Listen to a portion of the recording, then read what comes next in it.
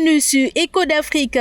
En République démocratique du Congo, nouveau massacre ce 3 juin en Ituri. Le bilan provisoire fait état de 16 morts, parmi lesquels 7 femmes, 5 enfants de moins de 5 ans et 4 hommes.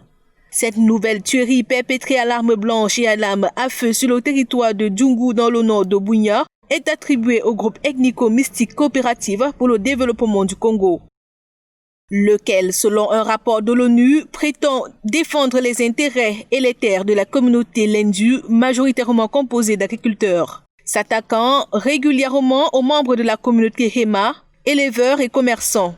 La veille de ce massacre, l'armée congolaise avait annoncé avoir tué 18 combattants de la Codeco et déploré la mort d'un soldat.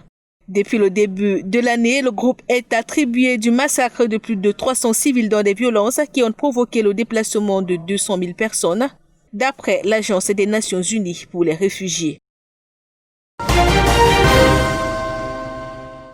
Le coronavirus poursuit sa progression meurtrière en Afrique.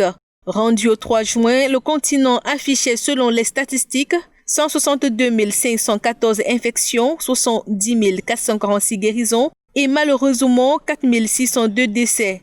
Sur le front de la riposte, les gouvernements multiplient les stratégies pour endiguer la pandémie. Après plusieurs semaines d'observation des mesures strictes, les activités reprennent progressivement avec l'assouplissement de ces mesures assorties au respect scrupuleux des mesures barrières.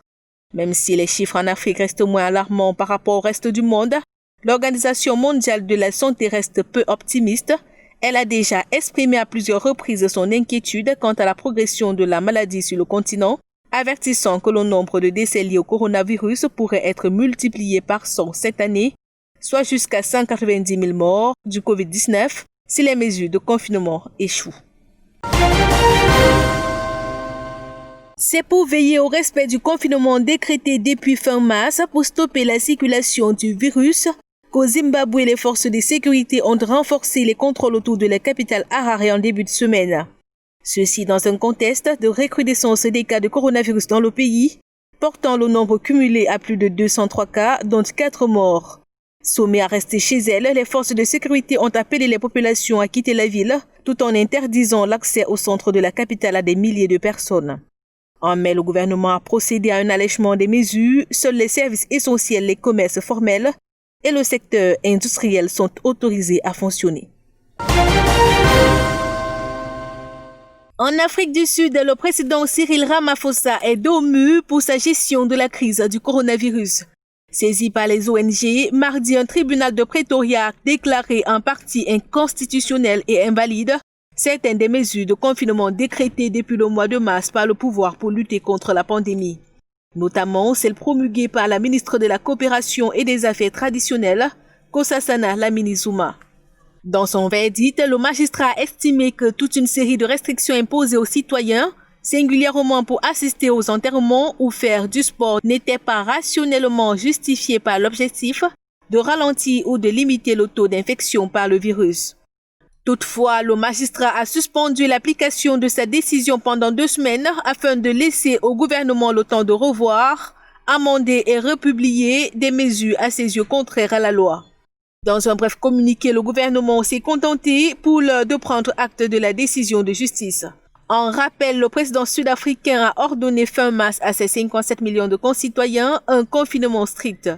De l'avis des experts, si la mesure a permis de ralentir la progression de la maladie, elle a aussi mis l'économie du pays, déjà en récession, en berne et a considérablement limité la liberté de mouvement de la population. La semaine dernière, le président Cyril Ramaphosa a annoncé un assouplissement des mesures. Il a levé l'interdiction des ventes d'alcool, mais maintenu celle des cigarettes en raison des risques sanitaires liés au tabagisme. Cette décision a provoqué la colère des industriels et des commerçants de tabac qui négocient depuis des semaines un feu vert à la reprise de leur activité. Au Lesotho, l'ex-première dame est retournée en prison mercredi après l'annulation par la justice de son contrôle judiciaire. Âgée de 43 ans, Massia Taban est accusée d'avoir participé au meurtre de sa rivale, Lipoledo Taban, en 2017. L'ex-première dame avait d'abord été arrêtée puis placée en détention pour quelques heures en janvier 2020 avant d'obtenir sa libération conditionnelle. Ceci en échange du paiement d'une caution de 1000 malotis. La semaine dernière, la Cour d'appel de Lesotho a annulé ces mesures de contrôle judiciaire dont elle bénéficiait. Thomas Thabane, tout aussi poursuivi dans cette affaire, clame son innocence ainsi que celui de sa nouvelle épouse.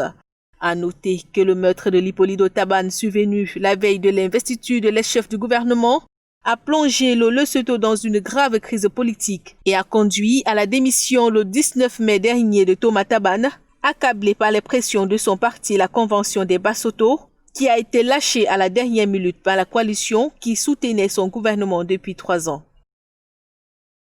C'était l'essentiel des échos de l'Afrique. À très bientôt, surtout dans le respect des mesures barrières contre le coronavirus.